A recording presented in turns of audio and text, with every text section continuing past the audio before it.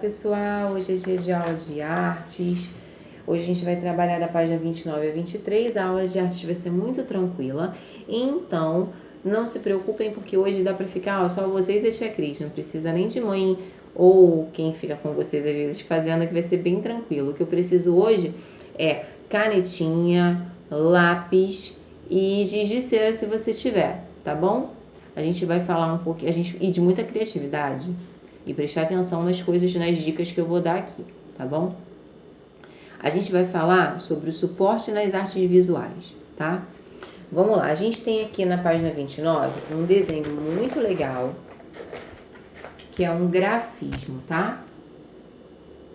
Isso é uma pintura feita na rua, tá? Lá em Quebec, no Canadá, que ela foi feita, tá? A gente já viu várias pinturas nas ruas, né? A gente não pode confundir esse tipo de arte com pichação. Pichação é quando uma pessoa vem, compra uma tinta spray e escreve o nome ou escreve qualquer coisa em qualquer lugar sem autorização de ninguém. Ela vai, rabisca a parede da pessoa que pintou, o portão, a janela. Isso não é certo, isso é errado, tá? O grafismo não, o grafismo é uma arte onde o artista ele pede autorização para poder fazer ou utiliza um espaço, por exemplo, uma pessoa tem uma fábrica onde tem um muro bem grandão e aí ela fala com o dono dessa fábrica, oferece o trabalho ou pede autorização para poder fazer o trabalho dela ali. Isso é grafismo, né? Até na porta da escola, eu lembro que tinha na saída da educação infantil pelo cantinho, o portão, eles tinham uns desenhos também ali, não sei se vocês se lembram, ali é como se fosse um grafismo também, isso é muito legal, tá? É diferente de pichação, tá? Pichação, a pessoa rabisca, escreve o nome, o que ela quiser em qualquer lugar e sem autorização, estragando o patrimônio, a casa das pessoas, e isso não é legal, tá bom? Então vamos lá. Você já deve ter se perguntado, na página 30, tá pessoal? Vamos lá? Você já deve ter se perguntado qual o melhor papel para receber um desenho. Essa pergunta foi feita pelos mais diversos artistas desde a antiguidade, pois há milhares de anos o papel é usado como suporte para a criação de desenhos e pinturas. O suporte é toda a base onde o artista cria sua obra. Ele pode ser de qualquer natureza, papel, tela, madeira, argila, parede e até mesmo o corpo humano pode ser utilizado como suporte para as pinturas. Veja as imagens.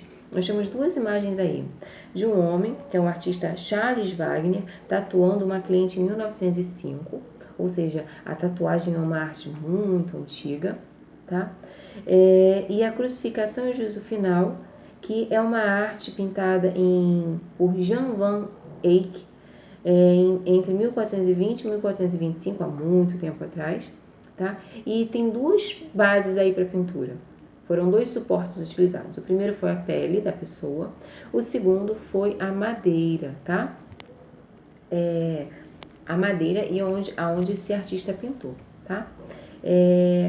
A tatuagem também é uma forma de arte, tá? Mas a gente tem que lembrar que ela é feita, só pode ser feita a partir de 18 anos, tá? E não pode ser feita antes disso. E a gente tem que pensar muito, porque é uma coisa que é feita e depois não sai nunca mais. Então a gente não pode pensar em fazer algo, né, que é na nossa pele e que não sai nunca mais, tá bom? Só para ficar para vocês, tá?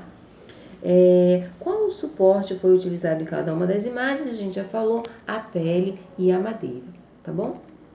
Ao longo da história da arte, os artistas utilizaram os mais diversos suportes para criar seus desenhos, pinturas e gravuras, tá? Observe as imagens dessa página. A pintura em grafite é um tipo de arte urbana que se tornou muito comum no século XX. No grafite, os suportes mais comuns são as paredes, ou seja, os artistas utilizam as paredes para pintar, tá? No grafite, muros, placas e outros elementos do espaço público, tá? Essa parede é num prédio em Berlim, na Alemanha, tá vendo? O artista fez vários desenhos na frente do prédio, ficou bem bonito, bem diferente, né? Do lado nós temos aí o Kyo-e refere-se a um tipo de estilogravura e pintura muito influente no Japão, entre o século 17 e 19. A estilogravura é uma técnica parecida com um carimbo em que a imagem é gravada em um pedaço de madeira para servir de matriz, como se fosse um carimbo, só que um carimbo na madeira, tá? E em seguida a matriz recebe tinta para imprimir a respectiva imagem em outros suportes, como tecido, papel ou madeira, tá? É diferente essa pintura também, tá? Obra-prima de Michelangelo Buonarroti. Todo artista tem sua obra-prima. Obra-prima é a obra de arte que ele criou, tá bom?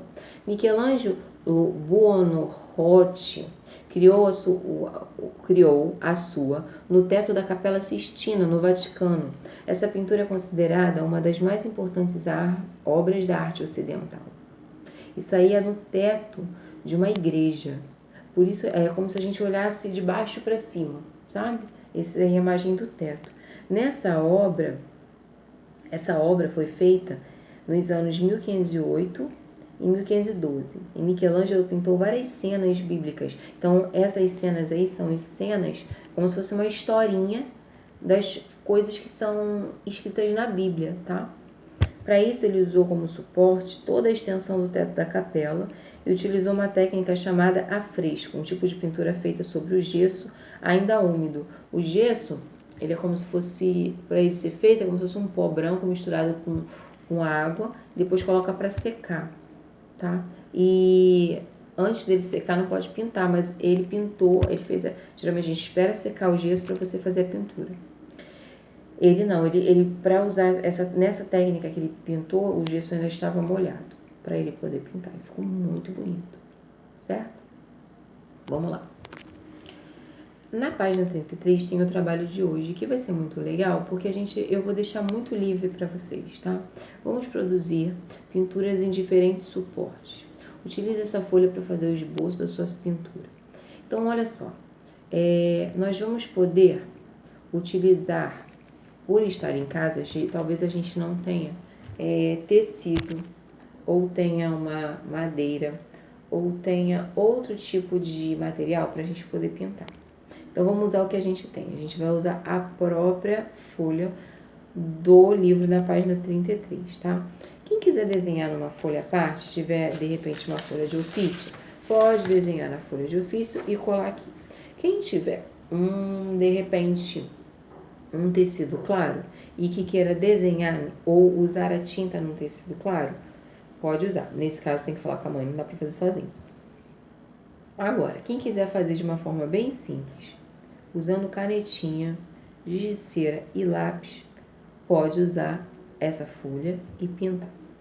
A única coisa que eu vou pedir é que vocês utilizem todo o espaço da folha, pintando o fundo e as figuras. Então, vai levar um tempinho, tá? Vocês podem primeiramente desenhar no papel e depois passar a canetinha e depois o giz de cera e o lápis, tá? Então, vai ser um desenho bem livre, usando a criatividade de vocês, tá? O que eu peço é que vocês utilizem todo o espaço, tá? Vocês podem usar checris, olha só, eu posso usar guache, eu tenho guache em casa, pode.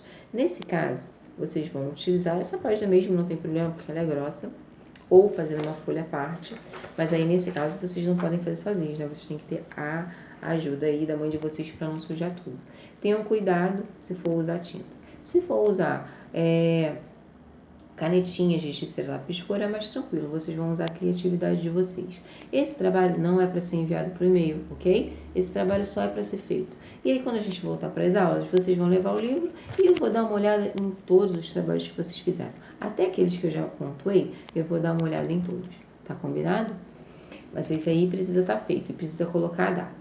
Eu vou colocar para vocês algumas inspirações, duas na verdade, que eu fiz aqui para vocês, tá? Eu fiz um desenho, tá? Simples.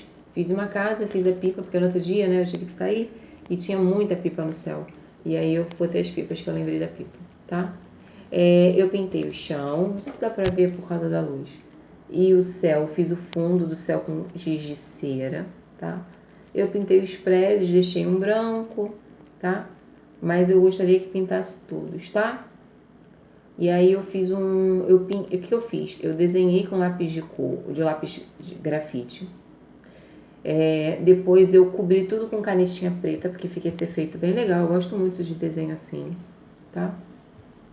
E depois eu passei o giz de cera, tá bom? Ah, não se esqueçam, quando a gente acaba de fazer uma obra de arte, a gente assina a obra de arte. Então eu vou escrever lá, Cristiane, e a data de hoje, que é dia 19/6/2020. Assinei minha obra de arte. Depois que vocês acabarem a obra de arte de vocês, vocês assinem também, tá bom? E eu fiz um que eu gostei muito. O nome desse desenho é A Volta às Aulas. Ó, desenhe todos nós, mãozinhas dadas de vocês, tá? Aí, esqueci também de assinar, deixa eu assinar. Assina dia 19/6/2020, porque eu sou artista, vai ser minha obra, tá? Pode desenhar casa, pode desenhar floresta, pode desenhar você com sua família, seus amigos. Hoje tá bem livre, tá bem legal, tá? Aproveita esse momento para distrair, caprichar no seu desenho. De repente você pode desenhar você e seus amigos, entendeu? Para matar um pouquinho da saudade, mesmo de longe, tá bom? E aí, foi bem simples, mas quando eu voltar, eu quero ver esses desenhos. Eu quero que vocês caprichem, tá bom?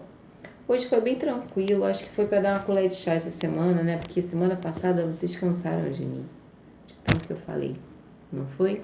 Então, ó, um beijo e cheiro para vocês, tô morrendo de saudade, tá bom?